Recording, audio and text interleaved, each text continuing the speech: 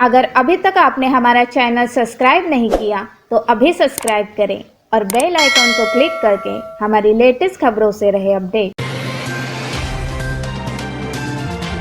श्वेताताई काम पाहतात, अशा विविध कामामध्ये पुढे असलेल्या श्वेताताई आज आपल्या सगळ्यांच्या समोर आताचे जे आपलं बजेट सादर झालं या बजेटवर पत्रकार परिषद घेण्यासाठी उपस्थित राहिलेले आहेत। मी आपल्या जिल्ह्याचे अध्यक्ष माननीय नंदकुमारजी पाटील साहेब यांना विनंती करतो की त्यांनी पुस्तक देऊन श्वेताताईंचं स्वागत करायचं आहे। देशाच्या प्रवक्त्या आणि आमच्या मार्गदर्शक श्वेताताई शालीन तसेच आपल्या जिल्ह्याचे धडाडीचे अध्यक्ष ज्यांनी अतिशय चांगलं या महिनाभरात प्रत्येक ग्रामपंचायत स्तरावर जाऊन नंदकुमारजी पाटील आमचे दुसरे माजी अध्यक्ष आणि माजी आमदार श्री पास्कलजी धनारे, आमचे मार्गदर्शक बाबाजी काटोळे सर, दुसरे मार्गदर्शक हरिचंद्र भोये, सुजीतजी पाटील, महिला मोर्चाच्या जिल्ह्याच्या अध्यक्ष भोये मॅडम, या धन्यवाद। तुम्ही या ठिकाणी आपल्या जिल्ह्याचे प्रसिद्धी प्रमुख माननीय अध्यक्ष, और सर्वप्रथम से हिंदी में बोलने की अनुमति चाहूंगी। आज का विषय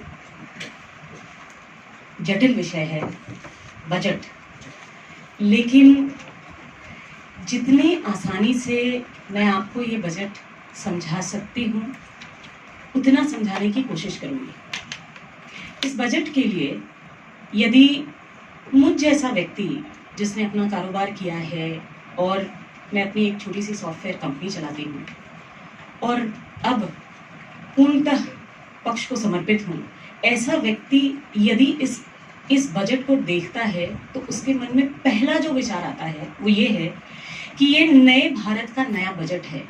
और ये नए भारत का नया बजट क्यों मैं बोलती हूँ, इसके लिए मैं आपको दो मूलभूत कारण देती हूँ।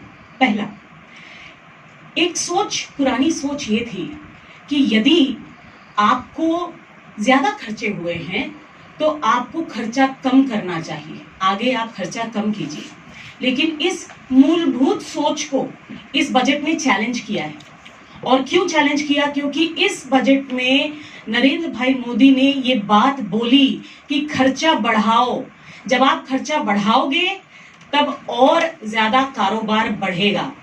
इसीलिए यदि आप इस बजट में देखें तो हमने कर्ज को बढ़ाया है। हमने कहा है कि हाँ, हमें 12 लाख करोड़ का कर्ज लेना पड़ेगा, जो कि फिजिकल डेफिसिट क्या होता है? फिजिकल डेफिसिट ये होता है कि मैंने जितना खर्चा किया और जितनी मेरी आमदनी हुई उसके बीच का जो डेफिसिट है, अंतर है, उसको फिजिकल डेफिसिट कहते हैं। इस फिजिकल डेफिसिट को हम सोचते थे कि केवल मात्र 3% होना चाहिए पूरे जीडीपी का, लेकिन हाँ, इस बार वो 9.5% है। हम उसको कम करना चाहेंगे, अगले साल उसको हम 6.8% तक लेकर आएंगे, लेकिन हम खर्चा कम नहीं करेंगे। ये नई सोच इस नए बजट में आपको दिखती है और यही नई सोच है जो आत्मनिर्भर भारत, और इसीलिए हमने कहा है कि आत्मनिर्भर भारत का आत्मनिर्भर बजट है। क्योंकि जब खर्चे बढ़ेंगे तो लोगों को हाथ में काम मिलेगा, खर्चे बढ़ेंगे तो सरकार ये कहेगी कि हम कहीं ना कहीं ये खर्चा आपके लिए कर रहे हैं, आपको सुविधाएं पहुंचा रहे हैं और आपके माध्यम से कर रहे हैं, इसीलिए जॉब क्रिएशंस होंगे। एक और चीज जो आपको समझना बहुत जरूरी है वो ये है कि एक सोच पहले पुराने जमाने में ये थी कि यदि खर्चे बढ़े हैं, आप सबको पता है इस बार भी 35,000 करोड़ लगभग केवल मात्र 2 वैक्सीन के ऊपर खर्च किए गए, और भी 2 वैक्सीन बन रही हैं, और कोरोना के माध्यम से बहुत सारा जीडीपी माइनस में गया, व्यवसाय ठप था, लेकिन उसके बावजूद ये सोच रही जो कि नरेंद्र भाई मोदी की सोच थी कि हम आम जनता के जेब से पैसे नहीं निकालेंगे, ये पैसे हम कर्जा लेंगे, अपने आप में आमदनी बढ़ाएंगे, लोगों के हाथ में काम देंगे, लोगों के जेब में पैसे डालेंगे, और इसीलिए उनके सपनों, उनके आंखों में सपने रहेंगे और दिल में उम्मीद रहेगी। इसीलिए ये बजट एक नए सोच की तरफ हमें ले जा रहा है और वो सोच आत्मनिर्भर भारत की सोच है। अब ये बोलने के बाद मैं ये बोलना चाहूंगी, हम सब महाराष्ट्र में बैठे हैं और हमारे लिए बहुत गर्व की बात है कि इस आने वाले बजट में एक महाराष्ट्र का नेता इतना महत्वपूर्ण काम करने वाला है, क्योंकि बहुत सारे इकोनॉमिस्ट अक्रॉस द ग्लोब ये बात कह रहे थे कि यदि बजट में आपका खर्चा बहुत ज्यादा हुआ है, जैसे मैं आपको बताऊं 2013-14 में जब हमारी सरकार आई उससे पहले कैपिटल एक्सपेंडिचर मतलब हमने कितना खर्चा किया, देश ने कितना खर्चा किया, वो 1 लाख था। पिछले साल हमने लगभग 5 लाख करोड़ खर्चा किया है। 1 लाख करोड़ से 5 लाख करोड़ मतलब हमने 5 गुना ज्यादा ऑलरेडी खर्चा किया है। और इस बार बजट में निर्मला जी ने कहा है कि हम चाहते हैं कि अगले 5 सालों में हम लगभग 55 लाख करोड़ खर्चा करें। और खर्चा करना जरूरी है, क्योंकि जब हम खर्चा करेंगे तब लोगों के हाथ में काम जाएगा। और इसीलिए इस खर्चे का सबसे बड़ा सोर्स या ये खर्चा कौन करने वाला है, ये एक महाराष्ट्र के नेता के हाथ में है और वो उस नेता का नाम नितिन जी गडकरी है। मैं नितिन जी के साथ मैंने बहुत काम किया है और मैं अक्सर उनको कहती हूँ और अपने कार्यकर्ताओं को कहती हूँ कि हमें गर्व से कहना चाहिए कि इन इतिहास के पन्नों में गडकरी जी का नाम रोडकरी करके लिखा जाएगा। क्योंकि इस बार भी अगर आप देखें तो इकोनॉमिस्ट ने कहा कि जब खर्चे ज्यादा हों तो इंफ्रास्ट्रक्चर पर खर्चे कम करने चाहिए, लेकिन हम लोगों ने इस बार फिर से कहा है, निर्मला जी ने फिर से कहा है कि नहीं, हम इंफ्रास्ट्रक्चर पे खर्चे करेंगे, रोड बनाएंगे, क्योंकि हर गांव को हर जिले को रोड से कनेक्ट करना, यदि आज हम कनेक्ट करते हैं तो आज लगभग 5.5 करोड़ जनता केवल मात्र मजदूरी करती है कंस्ट्रक्शन के क्षेत्र में। और यदि हम जितना खर्चा करना चाहते हैं वो हम उतना ही खर्चा करते रहें तो लगभग 5 करोड़ और जनता को रोजगार हाथ में मिलेगा। और इसीलिए बहुत जरूरी है कि कंस्ट्रक्शन सेकेंड लार्जेस्ट ऐसा फील्ड है, इंफ्रास्ट्रक्चर और रोड, जिसके अंदर लोगों के हाथ में काम आता है। और इसीलिए यदि आप देखें तो वैसे आपको एक प्रेस ब्रीफ दिया हुआ है, लेकिन मैं आपको महत्वपूर्ण चीजें बता रही हूँ। कंस्ट्रक्शन इक्विपमेंट के ऊपर जीएसटी 28% से कम करके 18% कर दिया गया है, क्योंकि सरकार चाहती है कि छोटे छोटे एसएमई, छोटे छोटे एंटरप्रेन्योर, छोटे छोटे लोग खड़े हों और कहें कि हाँ मैं जेसीबी खरीदूंगा और कंस्ट्रक्शन इक्विपमेंट खरीद कर कहीं ना कहीं इस बढ़ते हुए कारोबार में मेरा भी, इस देश में बनते हुए रोड के अंदर मेरा भी हिस्सेदारी रहेगा। अगर आप देखें तो लगभग 1.11 लाख करोड़ केवल मात्र रोड, ट्रांसपोर्ट और इंफ्रास्ट्रक्चर के ऊपर दिया गया है। यदि आप एयरपोर्ट देखें तो टियर 2 और टियर 3 सिटीज के अंतर्गत पीपीपी मॉडल में एयरपोर्ट बनाए जा रहे हैं।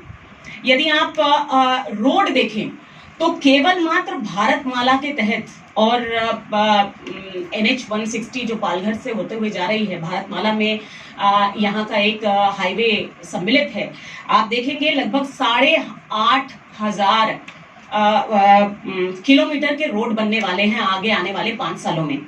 NH नेशनल हाईवेज लगभग 11,000 किलोमीटर के नेशनल हाईवेज अभी बनाए जाएंगे। और सबसे महत्वपूर्ण बात यह है कि आज हम टेक्नोलॉजी ला रहे हैं इस क्षेत्र में। तो टेक्नोलॉजी किस तरीके से आप इंफ्रास्ट्रक्चर में लाएंगे? आप चाहे रोड की सेफ्टी हो, चाहे रोड की क्वालिटी हो, चाहे रोड पर सेफ्टी प्रिकॉशंस हो, चाहे आप एडवांस ट्रैफिक सिस्टम हो, ऐसे एडवांस ट्रैफिक सिस्टम जो आपको केवल मात्र ट्रैफिक सिस्टम जो आप देखते हैं जहां पर एक तरफ से ज्यादा लोग आते हैं, एक तरफ से कम लोग आते हैं, फिर भी वो लाल और पीला वैसा ही रहता है, उसको इंटेलिजेंट ट्रैफिक सिस्टम्स में बदला जा रहा है। जिसका अर्थ है कि यदि ट्रैफिक ज्यादा है तो वो अलग तरीके से मॉनिटर होगा और उसमें इलेक्ट्रॉनिक सिस्टम रहेगा, जिससे कि अगर ट्रैफिक कम हो तो वो आपको जल्दी से हरी बत्ती, लाल बत्ती से हरी बत्ती जल्दी हो जाएगा। इसी तरीके से जितने 4 और 6 लेन्स के हाईवेज, नेशनल हाईवेज 11,000 किलोमीटर जो हम बनाने वाले हैं, उसके अंदर टेक्नोलॉजी का इस्तेमाल हो रहा है। पहली बार एक एसपीवी बनाई जा रही है, स्पेशल पर्पस व्हीकल बनाई जा रही है, जिसमें एफडीआई इसके अंदर खासकर रोड, ट्रांसपोर्ट और इंफ्रास्ट्रक्चर के अंदर फॉरेन इन्वेस्टमेंट लाने के लिए, पैसे लाने के लिए और फॉरेन की टेक्नोलॉजी लाने के लिए हम नियोजन कर रहे हैं। और उसी को हम डेवलपमेंट फाइनेंस इंस्टीट्यूट कह के एक एसपीवी बनाई जाएगी जिसके तहत एफडीआई आ सकता है। और मैं ये बात बहुत लोगों तक पहुंचा चुकी हूँ, बहुत लोगों को ये बात कह रही हूँ कि आज हमारे देश में यदि ज़रूरत है तो हमें ज़रूरत है रूरल रोड्स की। आज हमने बहुत हद तक नेशनल हाईवेज कनेक्ट किए हैं और नेशनल हाईवेज कनेक्ट हो रहे हैं, लेकिन लगभग 40,000 करोड़ केवल मात्र रूरल हाईवेज, ताकि हर गांव के अंदर पक्की सड़क हो। आज चाहे आप स्टेट योजना के तहत देखें या सेंट्रल योजना के तहत देखें, गांव गांव को शहर के रोड तक कनेक्ट किया जा रहा है, लेकिन रोड गांव के अंदर के रास्तों को भी पक्का करने के लिए आज सेंट्रल बजट में लगभग 40,000 करोड़ दिए गए हैं। दूसरी चीज, रेलवेज के ऊपर लगभग 1.1 लाख करोड़ का खर्चा हो रहा है। या तो आप रेलवेज देखें या एयरपोर्ट देखें, एक चीज जो हमने बहुत दिनों से बात बोली है और बीजेपी जिसको मानती है, make in India, make for India and make for the world, ये एक मूलभूत विषय है जिसके ऊपर नरेंद्र भाई मोदी बहुत सालों से टिके हुए हैं। आज हम अपने देश की सप्लाई चेन के लिए तो बनाए ही, लेकिन हम दूसरों को भी सप्लाई करें। और ये हमने कोरोना के विषय में देखा है, जब हमने अपने देश में और अपने देश के लोगों के लिए वैक्सीन तो बनाई ही, हमने विभिन्न देशों को ये वैक्सीन पहुंचाई है। हम 2 वैक्सीन बना चुके हैं, 2 और वैक्सीन बना रहे हैं। लगभग 35,000 करोड़ वैक्सीन के डेवलपमेंट के लिए रखे गए हैं। साथ में आप यदि देखें तो ये बोला जा रहा है कि कोरोना कहीं ना कहीं एक बायोलॉजिकल वॉरफेयर था, और शायद ये पहली बीमारी नहीं है जो पूरे विश्व को चुनौती दे रही है। शायद बहुत जल्दी हम देखेंगे कि बायोलॉजिकल वॉरफेयर की तरह बाकी अन्य बीमारियां आएंगी, और इसीलिए बहुत जरूरी है कि हमारी स्वास्थ्य की जो सुविधाएं हम आज खड़ी कर रहे हैं वो परमानेंट हो, टेम्परेरी ना हो। और इसीलिए लगभग 137% इजाफा किया गया है केवल मात्र स्वास्थ्य की सुविधाओं के लिए, जिसका अर्थ है कि आज के दिन में जहां हम एक एम्स की बात करते थे, आज 22 एम्स आज खड़े हैं, और हर डिस्ट्रिक्ट में हम एक नेशनल मेडिकल कॉलेज बनाने की तरफ कूच कर रहे हैं, और अगले 5 सालों में ये सपना भी साकार होने वाला है। बहुत लोगों ने बात कही कि हम हॉस्पिटल्स बनाएंगे, सप्लाई चेन्स बनाएंगे, ऑनलाइन हेल्थ पोर्टल्स बनाएंगे, इंश्योरेंस के अंदर पैसा लाएंगे। लेकिन एक विषय जो मैं खासकर आप लोगों को बताना चाहती हूँ, क्योंकि एस्पिरेशनल डिस्ट्रिक्ट के तहत और खासकर ट्राइबल डिस्ट्रिक्ट में जो 122 एस्पिरेशनल डिस्ट्रिक्ट सेलेक्ट किए गए हैं, उसमें पोषण मिशन पोषण करके पहले भी मदर और चाइल्ड केयर के लिए ये विषय उठाया गया है।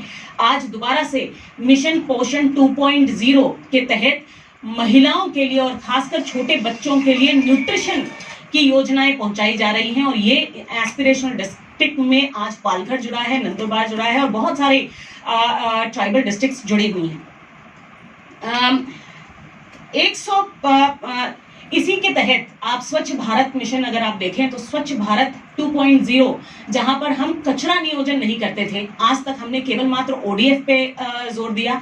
अब हम कचरा नियोजन के ऊपर जा रहे हैं, पाइपलाइन के ऊपर जा रहे हैं। जल जीवन मिशन के तहत जो हम गांव-गांव में पानी पहुंचा रहे थे, आज हम शहर में और खासकर rural urban slums, urban poverty prone areas, जो स्लम्स आपके शहरी क्षेत्रों में है, वहां तक नलके का पानी हर घर में पहुंचाने का प्रयोग किया जा रहा है जल जीवन मिशन 2.0 के तहत। एक और चीज जो बहुत महत्वपूर्ण है, और जो भी व्यक्ति और खासकर जर्नलिस्ट जो लिखे बजट के बारे में, उसे अवश्य लिखना चाहिए, वो ये है कि पहली बार मजदूर का जो डेफिनेशन है उसमें प्लेटफॉर्म और गिग वर्कर्स को जोड़ा गया है। आज तक ये कभी भी इनको न्यूनतम वेतन नहीं दिया जाता था। न्यूनतम वेतन की जब बात होती थी तो केवल मात्र कंस्ट्रक्शन वर्कर्स की बात होती थी, वो भी टैबुलेटेड कंस्ट्रक्शन वर्कर्स की बात होती थी। आज न्यूनतम वेतन प्लेटफॉर्म वर्कर्स और गिग वर्कर्स तक भी पहुंचाए जाएंगे, और खासकर मजदूरों के लिए एक पोर्टल बनाया जाएगा जहां पर उनको किस प्रकार से स्किलिंग की जरूरत है और किस प्रकार से उनको कहां मजदूरी पे लगाया जा सकता है। इस पोर्टल के तहत आप देखेंगे कि हर मजदूर के हाथ तक काम पहुंचाना इस सरकार का सपना रहा है और है। एक और चीज़ जो मैं बताना चाहूँगी इस बजट के बारे में, बहुत लोगों ने कहा कि डिजिटल इंडिया, लेकिन ये बजट पहली बार एक पूर्णतः डिजिटल बजट था। चाहे आप निर्मला सीतारामन जी का बही खाता देखें जो कि एक टैबलेट के स्वरूप में था, या फिर अगर आप उनका स्पीच देखें जो कि ऐप पर था। इस बार का स्पीच ऐप के ऊपर लाइव था, एक ऐप बना हुआ है, अगर आप उसे जाकर डाउनलोड करेंगे तो बजट बहुत ही आसान शब्दों में आपको ऐप के माध्यम से आप तक पहुंच जाएगा। यदि आप ये डालेंगे कि आप किस व्यवसाय में हैं तो खासकर वो हिस्से जो आपके लिए महत्वपूर्ण है वो ऐप तक पहुंचाएगा। डिजिटल बजट के तहत हम मजदूरों का पोर्टल तो कर ही रहे हैं, लेकिन हेल्थ का पोर्टल करना बहुत ज्यादा जरूरी है। कौन सा बेड, आज हमने महाराष्ट्र में देखा कि अधिकतर कोरोना के लोग लाइन में खड़े खड़े उनकी मृत्यु हुई है, और आज एक ऑडिट के माध्यम से ये भी पता चला है कि किस प्रकार से महाराष्ट्र की सरकार ने, खासकर राज्य सरकार ने कोरोना को किस प्रकार से अच्छी तरीके से इसको मेंटेन मैनेज नहीं किया। और इसीलिए बहुत जरूरी है ये समझना कि ऑनलाइन हेल्थ पोर्टल के तहत जब आपके पास एक ऐसा हेल्थ पोर्टल हो जो ये बताए कि कौन सा इलाज कहाँ किस हॉस्पिटल में हो रहा है, कौन सी दवाई किस हॉस्पिटल में आज मौजूद है, और आपके पास कहाँ पर बेड उपलब्ध है, ऐसा एक परमानेंट ऑनलाइन प्लेटफॉर्म तैयार किया जा रहा है ताकि आगे आने वाली किसी भी महामारी के लिए हम तैयार रहें। हमने देखा है, चाहे वो किसान हो, किसानों की तरफ मैं बढ़ने वाली हूँ, वो अंतिम विषय लेने वाली हूँ, चाहे वो किसान हो, चाहे वो छोटा व्यापारी हो, पॉस या यूपीआई आज बहुत ज्यादा हद तक डिजिटल पेमेंट सारे लोग इस्तेमाल करते हैं। हम जैसे लोग जो आईटी क्षेत्र से आते हैं वो अब पैसे नहीं कैरी करते हैं, हम केवल मात्र यूपीआई से ही ट्रांजैक्शंस करते हैं। ऐसे लोगों के लिए फिनटेक और फिनटेक का एक मजबूत ढांचा, चाहे वो गिफ्ट सिटी के तौर पर हो या फिर फिनटेक का पूरा मूलभूत ढांचा तैयार किया जा रहा है। एक 5 ट्रिलियन इकोनॉमी का जो सपना हमारे देश ने देखा है, उसमें इस बजट ने ये दिलासा दिलाया है कि उस 5 ट्रिलियन इकोनॉमी में 1 ट्रिलियन इकोनॉमी हम डिजिटलाइजेशन और इलेक्ट्रॉनिक्स से लेकर आएंगे। और इसीलिए कहना बहुत जरूरी है कि हम मेक फॉर द वर्ल्ड करेंगे बहुत जल्द। आप इस बजट से समझ सकते हैं, और हमने देखा है लोगों का, विश्व के लोगों का झुकाव चाइना से हटकर इंडिया की तरफ आ रहा है, और इसी बात का मौका उठाते हुए, फायदा उठाते हुए हमने और निर्मला जी ने और नरेंद्र भाई मोदी ने एक ऐसा बजट दिया है जिसके तहत हम दुनिया भर को सप्लाई करने वाले इलेक्ट्रॉनिक आइटम आज अपने देश में बना सकते हैं।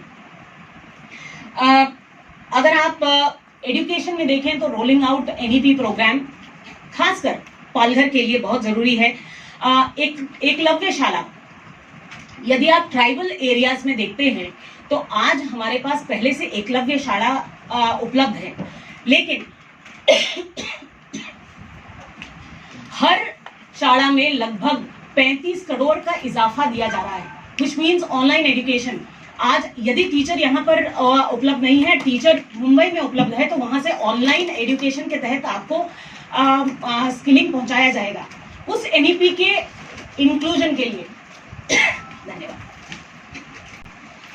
मैं रोज यही काम करती हूँ। इंक्लूजन के लिए बहुत जरूरी है कि, और अगर आप एनईपी देखें, नेशनल एजुकेशन प्रोग्राम जो है, उस प्रोग्राम के तहत मातृभाषा, जिसका अर्थ है कि आज मैं पूना में रही हूँ पिछले 22 साल, मुझे ज़रूरत है कि मैं मराठी सीखूं, लेकिन मराठी सीखने की व्यवस्था कहाँ पर है, और इसीलिए ये व्यवस्था एनईपी के दौरान सिखाई जा रही है। और इसके तहत इम्प्लीमेंटेशन में आपको, चाहे खासकर ट्राइबल इलाके में अगर डोंगर पर भी कुछ परिवार रहते हैं, तो एकलव्य शाला वहाँ पर 45 करोड़ रुपए केवल मात्र डोंगर और अनरीचेबल एरियाज, जो दूरगामी इलाके हैं, वहां के शालाओं के लिए रखे गए हैं। अंतिम पद पर आती हूं, किसानों के लिए प्रधानमंत्री किसान सम्मान निधि, इसके तहत लगभग 1.68 करोड़ किसान आज हमारे पास रजिस्टर्ड हैं और इन रजिस्टर्ड किसानों को डायरेक्ट डीबीटी ट्रांसफर हो रहा है आज के माध्यम से। और बहुत जरूरी है कि इन रजिस्टर्ड किसानों को उनके जो भी पीक है उस पीक को बेचने के लिए कहीं ना कहीं ई मंडी हो। और इसीलिए आज क्योंकि किसान इस कानून के तहत किसान कहीं का भी अपना खेती माल या माल जो है कहीं भी बेच सकता है, इसलिए बहुत जरूरत है इलेक्ट्रॉनिक मंडी होने के लिए। लगभग 1000 मंडियों का प्रावधान किया गया है। 1000 मंडियों में जितना खर्चा ई मंडी बनाने में आएगा वो किया जाएगा। 40,000 करोड़ मैंने आपको कहा है कि रूरल इंफ्रास्ट्रक्चर के लिए बनाया गया है। लगभग 16 करोड़ रुपए, 16,000 करोड़ रुपए किसान निधि के लिए, कृषि निधि के लिए रखे गए हैं और इस निधि के तहत एग्रीकल्चर क्रेडिट ये किसानों तक पहुंचाया जाएगा।